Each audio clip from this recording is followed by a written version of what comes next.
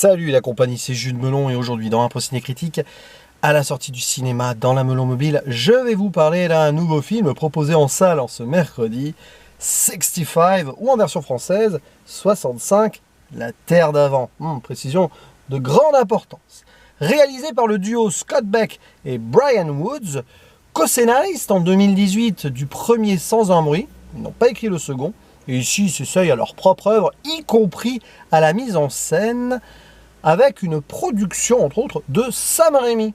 Donc nous sommes en présence ici d'un film un petit peu horrifique, mais science-fiction survival surtout, avec au casting dans les rôles principaux, alors déjà un acteur qu'on ne présente plus, Adam Driver, et à ses côtés la jeune Ariana Greenblatt. Et c'est à peu près tout, parce qu'au début on voit l'épouse et la fille du héros, cette dernière on la reverra en mode holographique, mais c'est très intimiste. Cette histoire donc d'un commandant nommé Mills qui accepte une mission spatiale de 2 ans parce qu'il a besoin d'argent pour soigner sa fille, mais bon, ça implique une longue séparation. Il reste en contact avec elle, avec des messages envoyés, tout ça. Sauf que à peu près à mi-trajet, son vaisseau va rentrer en collision avec une chaîne d'astéroïdes et tout, et puis il va se retrouver craché sur une planète inconnue qui n'est même pas répertoriée dans la carte de ce monde, qui n'est pas la Terre, puisque au début on apprend que c'est sur la planète Somaris, quelque chose comme ça. Voilà.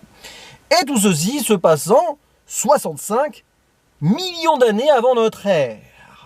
C'est indiqué dès le début.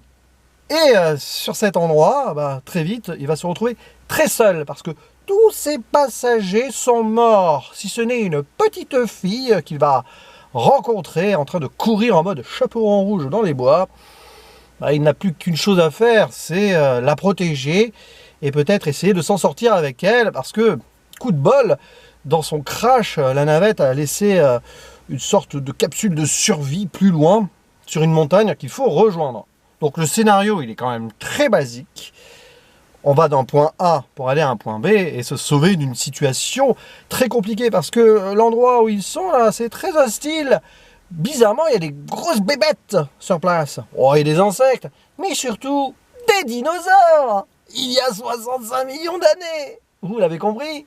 Ils sont sur la Terre.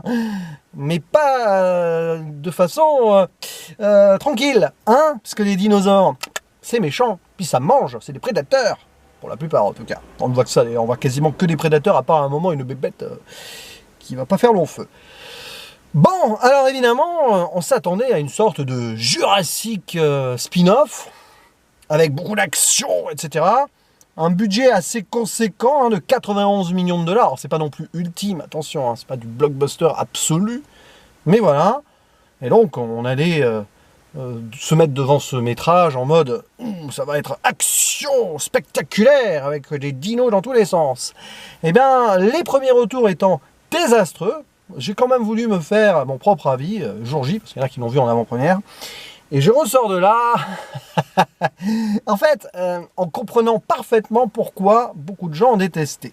Parce que si vous cherchez un actionneur pur, avec beaucoup de trucs spectaculaires, énormément de suspense, avec un scénario poussé, vous allez être, mais alors, grandement déçu. Déjà sur l'histoire, je l'ai expliqué en synopsis, c'est assez linéaire, il n'y a absolument aucune surprise en vue, puisque d'emblée, on te le dit, c'est il y a 65 millions d'années sur la Terre, donc déjà tu sais qu'il y a des dinos, bon, ok, c'est comme ça que le film était vendu, mais que s'est-il passé il y a 65 millions d'années sur la Terre, notamment pour nos dinosaures, donc tu sais comment le film va se terminer. Alors je n'en dis pas plus, voilà, mais bon, là, pas trop de suspense.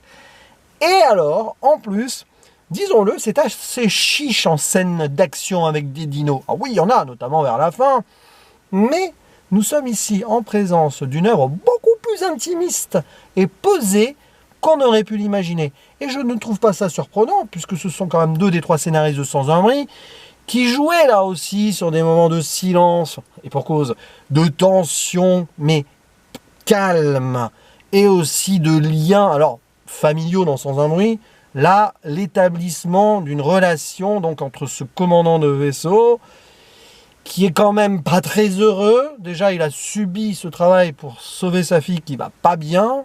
Et on comprend très vite, quand même, au fur et à mesure que le métrage avance, que sa fille ne va vraiment pas bien du tout. Donc pour lui, c'est un peu le désespoir. Et cette petite fille qui espère retrouver ses parents, mais c'est pas gagné. Bon, lui, il sait que son père et sa mère sont forcément morts hein, dans le crash, parce que c'est la seule survivante. Mais elle imagine encore. Rajoutez à cela une impossibilité de communication, puisqu'elle ne parle pas la même langue que lui. Ils sont de la même planète, mais pas du même pays, grosso modo, pas dans le même territoire.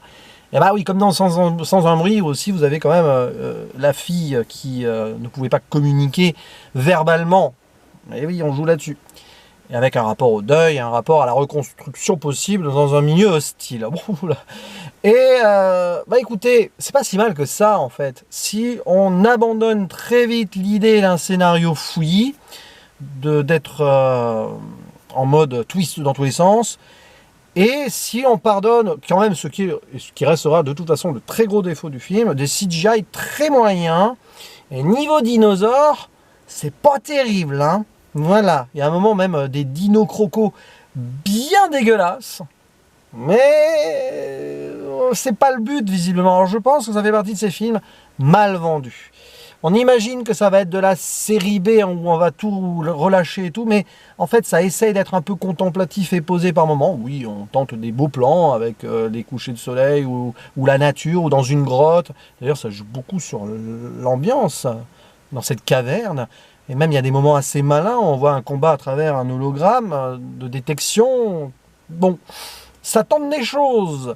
Et on a l'impression que le film contourne des manques de moyens qu'il n'a pas tant que cela, parce que 91 millions de budget avec un seul acteur de tête d'affiche, ça te laisse la place normalement pour bien développer le côté visuel. Ouais, je ne sais pas. Ouais. Mais bon, sur le plan intimiste, je trouve que ça fonctionne parce que Adam Driver est très bon. En plus, il se donne à fond. Il faut savoir qu'il a eu un entraînement militaire dans ses jeunes années et ça se sent. Et il y a une bonne fusion qui se fait, une bonne alchimie avec la jeune Ariana Greenblatt qui débute probablement dans un rôle d'importance, et ça fait le café. Mais après, évidemment, ça tourne très vite en rond. Ça dure qu'1h30, donc à la rigueur, voilà. Mais je pense que, en effet, ça ne va pas plaire. Mais moi, je reste quand même plutôt satisfait d'un résultat qui ne restera pas dans les annales. C'est loin d'être dégueulasse. Alors, oui, d'accord sur le plan CGI, mais attendez, le film ne se résume pas aux effets spéciaux, et encore heureux. Moi, je trouve que sur les moments d'intimité, de discussion, où justement ils essayent de se comprendre, les petits moments aussi de vie qu'on peut voir, avec des insectes, avec des petits bruits qui font, etc. Bref, c'est la survie et la vie de tous les jours. C'est ce qu'on a dans Sans un bruit un peu. Hein. Oui, ça fonctionne. Et comme ça va d'un point A à un point B, et qu'on sait très vite comment ça va se passer, à niveau de tension, etc., bon, on a très vite fait le tour, même s'il y a des moments quand même, hein, dans ces conduits en mode spéléologie, là, ça fait son taf, hein, c'est un peu claustrophobe quand même. Mais bon, ça ne développe rien en fait. Et puis on sait très vite où ça nous mène. Je pense que c'est le genre de film qu'il faut voir peut-être avec d'autres attentes, mais comme il est vendu en tant que gros survival série B divertissement, niveau divertissement, je ne pense pas que beaucoup seront comblés. Parce que par exemple, une chose, et je finirai là-dessus, il n'y a pas un brin d'humour dans le film. Que dalle. C'est très sombre, c'est très dur, c'est très terre à terre. Ouais, ça vivote un petit peu quand il y avait un problème de miscommunication. À un moment, bon, il se récupère une fleur sur la tête, là. Mais sinon, c'est brutal, quoi. Ça va droit au but.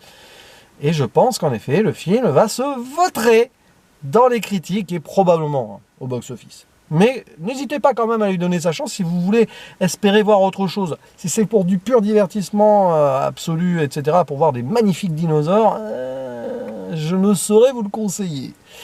Mais bon, vous faites ce que vous voulez. En tout cas, voici mon avis en vidéo. Et n'hésitez pas à dire en commentaire le vôtre. Vous pouvez vous lâcher. Peut-être qu'il y a des gens qui ont trouvé ça exceptionnel. On ne sait jamais. Tous les goûts sont dans la nature, je vous le rappelle.